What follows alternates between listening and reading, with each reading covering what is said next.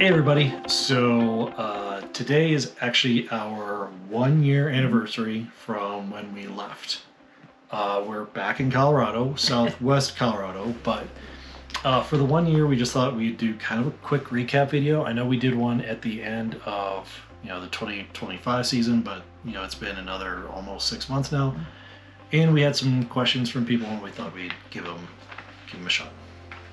So this whole thing started because I'm laying in bed one night, and as I do, that's when I think most, and Matt's like half asleep, and I was like, hey, is there anything from our old life that you miss?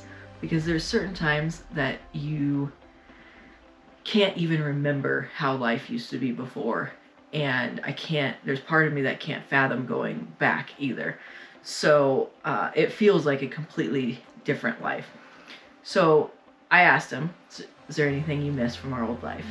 And I think, pretty quickly, he said, I miss going to church. And I agreed. In person is such a different experience and so much better. Yeah. But we're very thankful to be able to stream. I will say that. So thanks, Bob and Gabe. I said the yard, because I just miss having my yard and garden and my outdoor space that I had created.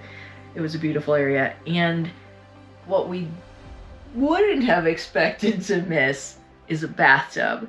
And it's because we've logged so many miles hiking that, yeah, it would be really great to come home and have a bath. A lot of nights, because we do a lot of hikes. Yeah. So in 2025, we went from Denver to 4 national parks: Minnesota, the Upper Peninsula, Illinois, Ohio, Kentucky, West Virginia, North Carolina, Tennessee, and then Florida. And then after Florida, which was the beginning of December, we made our way through Mississippi, Alabama, Louisiana, Texas, Oklahoma briefly, Technically. Kansas, and then Nebraska for the holidays, as well as a trip into Colorado. So that was 2025. 2026 so far, we left out of Nebraska. We went down one overnight stay in Pueblo, Colorado, and then we went to Albuquerque for a week. And since Albuquerque, we have now done Sedona, Cottonwood area, near Lake Havasu, about a half hour short of south of Lake Havasu, Yuma, Tucson, Death Valley, St. George, Capitol Reef, St. George again, Zion National Park, St. George again, Escalante, Moab. Moab was both Arches and the Canyonlands. And then we went to Mesa Verde, Durango. We're in Ridgeway now, and we know that we're going to be in Montrose tomorrow, Buena Vista after that, Mueller State Park, and then Chatfield in Denver, and then back to Oglala, and that'll take us through July 4th. So we still have another 4 places or so we're going to hit the next month. Yeah. So some of the main differences between those two lists, what we did in 25 and 26, 25 was scheduled out to a T. I had everything booked, almost everything booked ahead of time, and not one thing was misscheduled. Like, we didn't miss any of our schedules. We were on time with every single thing. This year has been a very different approach. Yep. We often have no idea where we're going, even a few days in advance. And even the Buena Vista in that list, I think, is probably going to happen, but it's not for sure. We had Sedona booked. That was about it. Yeah, pretty much everything else we I think I figured booked out. that in Alabama. Everything else was pretty last minute, except for Mueller and Chatfield. Like, I knew we were going to be with friends at Mueller, and I knew we had to be in Chatfield, and so those got booked in December. Otherwise, every single thing on this list was a very last minute decision. Yeah. Sometimes, Ridgeway was a 12-hour last minute decision. Our time before this didn't work out. We had nowhere to stay, and we had to completely pivot. We were supposed to be out in Naturita. Naturita. And so the next morning we traveled again and we came here, and it's been a great week. So it's just been a very different approach. The main thing that we wanted to do different partially because we're in the West, but we got a better solar setup in Tucson, and so we wanted to boondock, which means you have no hookups. So there were quite a few times we did 60 nights. Well, we're about to be 60 nights of boondocking since.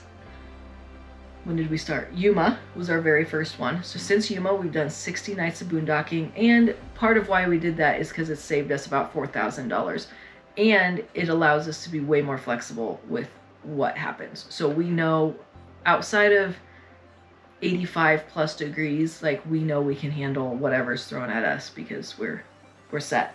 Yeah. And if we need to stay someplace a couple extra days, then we don't have to talk to anybody about it or anything. We just stay, and that's worked out well. And the other big thing is 2025 we hit 26, 27 states, something like that in the 9 months there. And now 7 months, and now we're going into our 6th month here this year, and we've done like 4 states. Yeah, it was like a little bit of time in New Mexico, Arizona, technically we were in California for a week, and then spent a bunch of time in Utah. So we spent like 8 weeks in Arizona and 8 weeks in Utah, and we didn't do any state for that long. And we're going to do 8 weeks in Colorado. Yeah. So even though another main difference is that we're moving way too often. So you're probably thinking, how does that work if we've spent 8 weeks in Arizona, 8 weeks in Utah, and 8 weeks in Colorado? Well, it's because we're still moving every single week somewhere else in that state. So have we hit 4 places in each state? Pretty much. 5 in Utah. Yeah. And St. George was 3 times. Yeah, we kept going so back almost to St. like George. 8 in Utah. Yeah. So yeah, that's been a lot different, and we're getting tired. Every week is a little too much for us, and we just have to power through till Seattle, mid-August. We have to be weekly until mid-August, and then, in theory, things will slow down. But also, there's a lot to see, so you kind of want to keep moving. It's hard. Yeah. So we've gotten some questions for some people. Similar to when we did the 2025 recap, we got some more questions, so we were going to hit them. So from Bob, our pastor, he asked what was our favorite state so far overall. So it hasn't really changed that much since last year. Yeah, I guess I haven't added. I said Ohio. From like a general living perspective, there was just so many things to do between going up to, granted we were with friends, and so that, I don't know if you can hear her snoring, that made our time like extra special. We loved every minute we had with them, and we got to see their lake cottage, which was super fun to be on Lake Erie, but just being in like Amish country and seeing the countryside was so beautiful. And there was hikes, and we went on bikes, and there's farm stands. I mean, there was just so much activity in Ohio that from a like long-term living perspective, it kind of had everything. It was just a really good month there.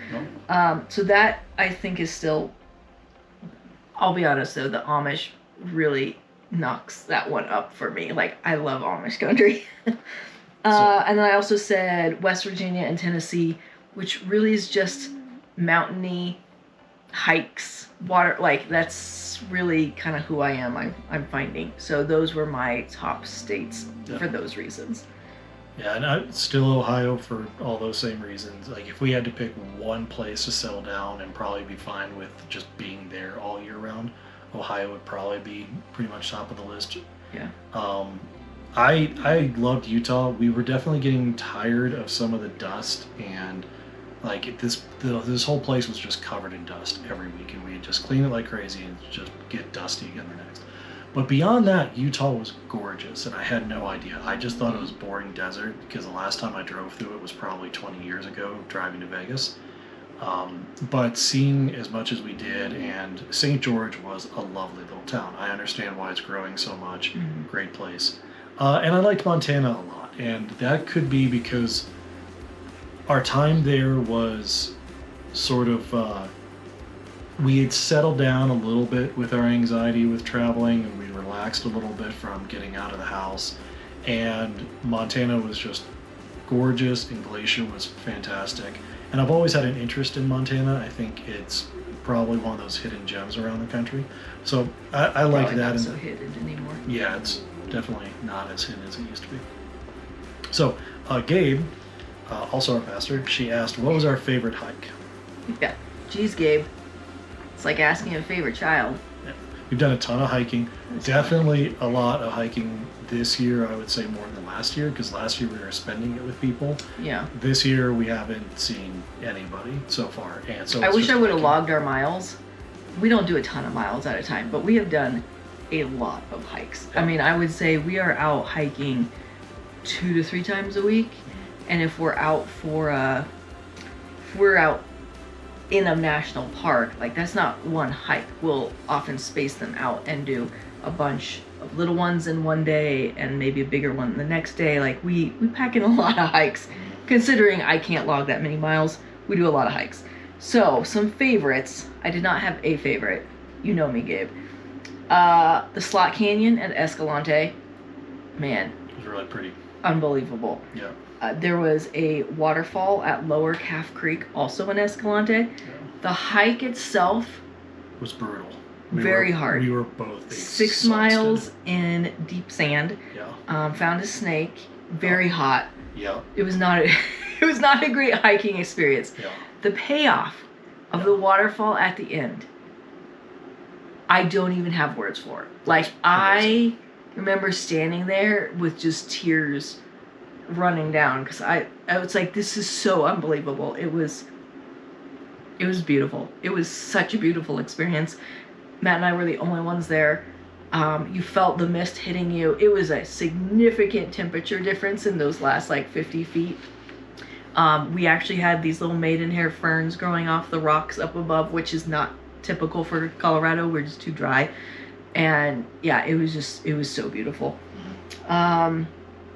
Chicken Creek down in Mancos, that was such an adorable hike. You got to go down along the river.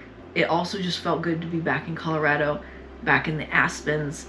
That was just such a pretty hike, and the dogs loved it. And then another favorite of mine was West Fork in Sedona, which my niece sent me to, and she did not steer me wrong. It was a really cool hike. You were down in this enormous rock canyon along this creek, and then you had to even cross the creek. It was like 13 times. We didn't make it the whole way, but this one did not love crossing the creek. We got her to do it with some treats, though. Yeah, the other one did a lot better. But there was like an ice sheet on one because it was January. It's still pretty So chilly. it was chilly, but that was a really cool hike. So those would be my favorites. Yeah. Avalanche Lake up in Glacier was still tops. That was a fantastic hike. Amazing. There's a place in Zion called Weeping Rock, which was really cool, where all the water is soaking down through the sandstone, and then it hits shale. And when it hits that shale layer, it can't penetrate it, so it then starts pouring out of the rock. So you just walk up to this spot on the side of the road, and it's just water is just pouring out of the rock, and you can't really see exactly where it's just accumulating and falling out. And that's just a really neat look.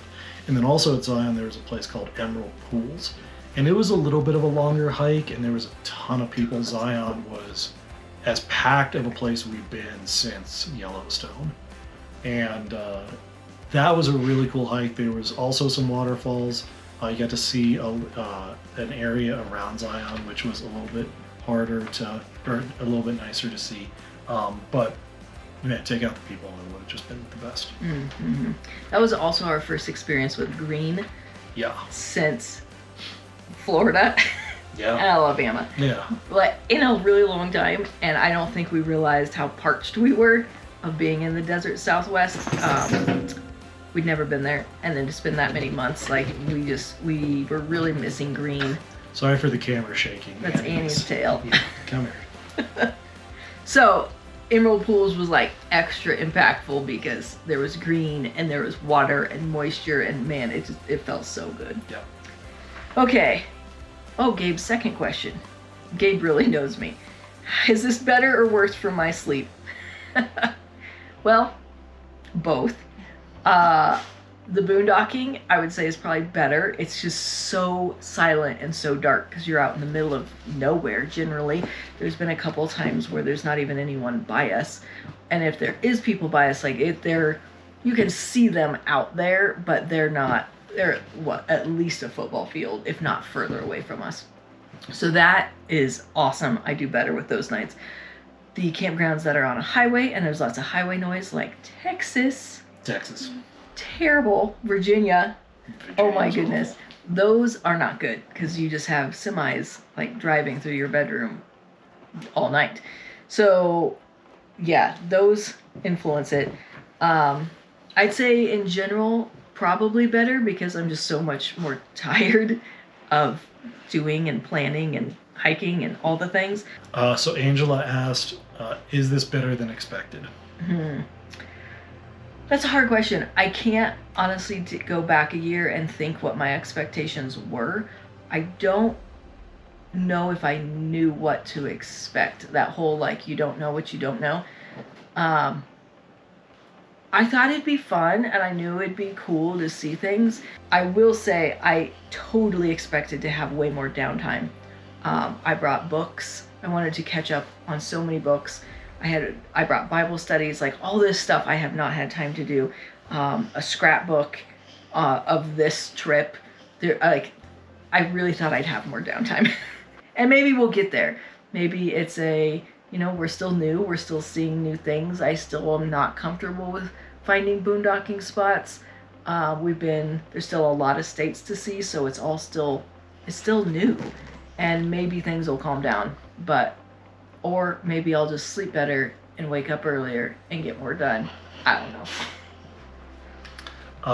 I thought that I was gonna be more frustrated without routine. Like, I've become a very routine-oriented person the last probably decade or so as I've gotten older. And I thought that I was gonna really hate the fact that, if I need something from the grocery store, it's not 5 minutes away anymore. It could be a half an hour away, and it's not really an option. Or, if I want to order something online, it used to be 2 days and I could have it. Now it could be a couple months.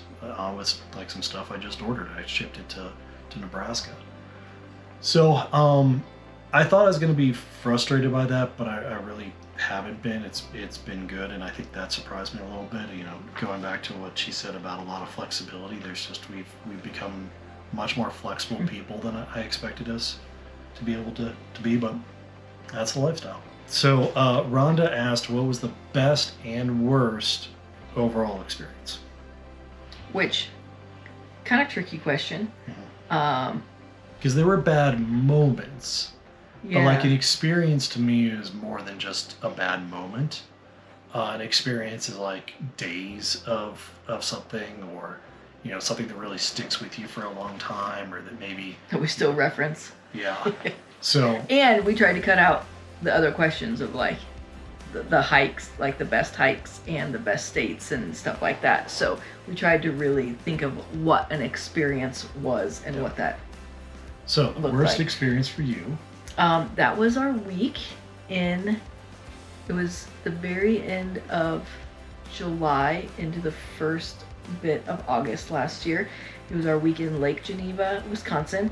That was the first 3 days, 3-ish days, and then the next 3-ish days were just across the Illinois border into Volo, Illinois. But they were only an hour apart. Yeah. It was all one trip. And that was the worst week for me. A lot of it had to do with the heat. It was extremely hot, and we were in the middle of corn sweats. Yep. We were in a tight state park, which almost we didn't get out of without major catastrophe, because when we went to leave, we realized we couldn't take the normal exit because there were too many trees overhead and it would just destroy the trailer. So we had to kind of U-turn it to get out, and we didn't really have enough room to do that, so we just didn't realize it. Yeah. Now we know how to better maneuver, and we would have approached it completely differently. Yeah. But when you're 8 weeks in, yeah, we were still very new at moving the so we just trailer didn't around. know. Yeah. Yeah. And then and then I got a concussion. which we've talked about before. Yeah. But And that's but main- that concussion carried on for weeks and months afterwards. yeah. I still don't feel great, Yeah. but yeah, that was a hard week for me. Yeah. For me, the worst overall experience was Texas. Just Texas. Start of Texas, the week in Texas, everything about Every Texas. night in Texas, I didn't like Texas at all. it was The one good thing Yeah. that came out of it was as we were driving through, we stopped in the Dallas area, and I visited a friend that I know from a colleague from work, and we got to see his area and meet his family, and he's got a little farm with a little homestead. with It's like adorable. goats and Oh, geese, chicken, and roosters, all sorts of stuff. And it was nice seeing him because Yeah. again, he was the last person. No, it wasn't the last family or friends that we saw on the way out, but it was sort of like we kind of felt like we were wrapping up with the friends and family tour, Yeah. and then he was like the quick little stop. But then, of course, as we are leaving his home and getting back on the road, I curbed the back tire of the trailer on a median, and we think that's when our leaf spring broke.